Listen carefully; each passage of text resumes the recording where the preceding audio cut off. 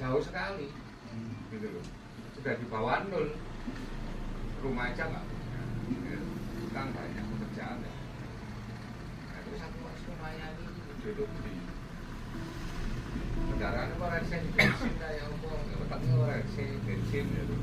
Berat, memang saya belajar pasrah, memang saya stres, itu pasti stres. Jadi saya tahu, selalu itu stres ya, percuma kok stres itu. Ya pasti putus asa tuh orang itu. Kita itu terus ya wis lah kita melayani itu. Terus ya apa ini kondisi kayak gitu. Orang hidup kan butuh duit pasti ya. Kalau saya sendiri juga punya pemikiran yang berbeda. Aku kayak gini terus aku waduh.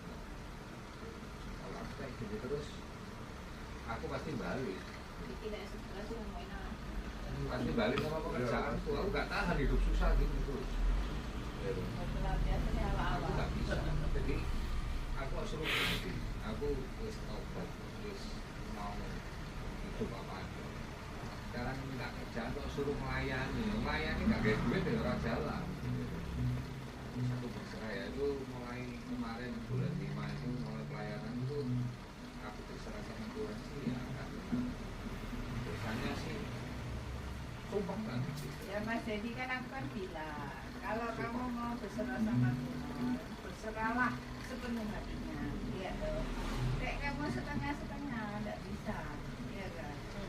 Aku bilang kita lo hidup masih punya rumah, bisa makan, bisa hidup nyenyak, itu aja sudah nikmat tuh, ya. Orang di luar sana masih banyak loh yang nggak punya rumah, nggak bisa makan. Aku bilang sama dia, kenapa kamu kok nggak bisa bersyukur Ya. gitu? Terus disyukuri aja, gitu. Serah sama Tuhan. Apa kata Tuhan? Jalannya ya. Oh aku ya nggak berbuat apa-apa, aku yang mau jalani sama kamu. Oh ya wes disyukuri aja. Begitu loh masih belum bisa terima kata Yesus. Baru dia ikut pelayanan tuh baru mau terima dia. Kemarin itu masih stres itu baca kalau marah, ada mulai stres marah terus. Dan dia mana? Ada yang ngomong penderitaan itu adalah kesusahan itu adalah jalan terbaik untuk kita menyadari kehadiran Tuhan. Kalau kita tidak pernah sampai pada kehadiran kita kesusahan, penderitaan, sebenarnya Tuhan itu tidak benar-benar hadir. Karena Tuhan hadir lewat berkat yang memberi kita kekayaan. Dengan ketika Tuhan hadir benar-benar pada saat kita menderita, itu beda ya. Itu sering kami alami walaupun kami pelayan. Sering. Kalau di ranking, kalau mau dianu, mungkin saya ini pelayan Tuhan termasuk yang kelompok kiri itu saya. Sampai usia 50 emas saja belum. Itu masih kendaraan enggak punya. Ada motor pun enggak. Tapi Tuhan tahu apa yang dibutuhkan. Tuhan tahu. Dan Tuhan pakainya luar biasa. Saya yakin kalau itu saya terima misalnya selewat saya khotbah di gereja mana saya dapat PK saya kumpulkan. Tuhannya nggak kelihatan, yang kelihatan saya khotbah. Di saat saya sambatan kepada adik saya yang nggak kenal Tuhan, tapi kok butuh apa?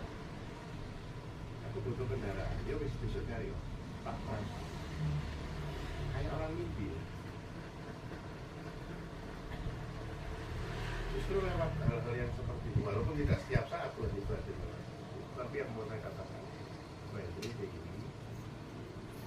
Justru ketika kita ada dalam penderitaan, dalam kesesakan itu, Tuhan itu hadirnya itu bisa kita rasakan daripada Tuhan hadir lewat berkat.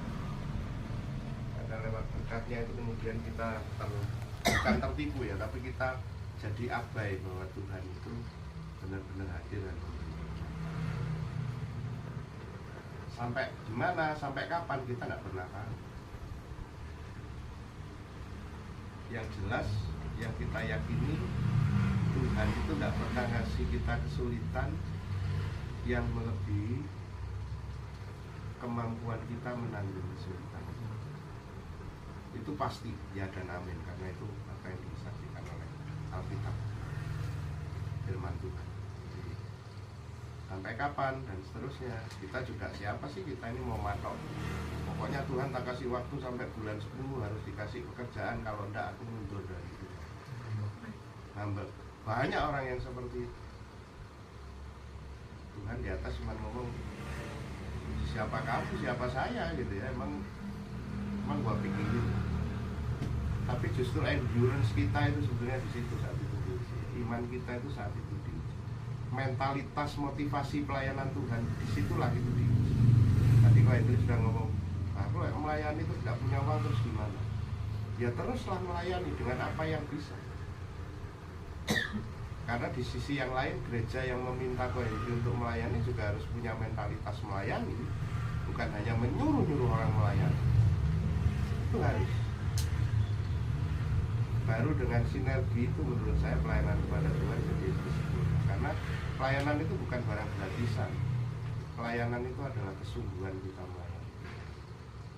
Tuhan yang akan cukupkan. Iya, mungkin bukan lewat Ko Hendri, tapi lewat jemaat yang menyuruh Ko Hendri. Ko Hendri, ini ada kendaraan, kamu bisa enggak berangkatlah melayani. Bukan tidak mungkin dari situ jalan berkatmu, itu kan. Kita melayani ketemu orang, kerja di mana sekarang? Kita tidak tahu juga jalan Tuhan itu majunya seperti apa. Tapi ketahanan iman itu penting justru ketika kita ada dalam. Saya sering pakai analogi gambaran, iman itu kayak paku sama kayu. Kayu itu adalah iman kita. Jadi semakin paku itu masuk ke kayu, semakin kuat kan tertancapnya paku itu, semakin susah dicabut, ya begitu itu. Ketika kita masuk dalam penderitaan, kesesakan itu kayak dipaku gitu.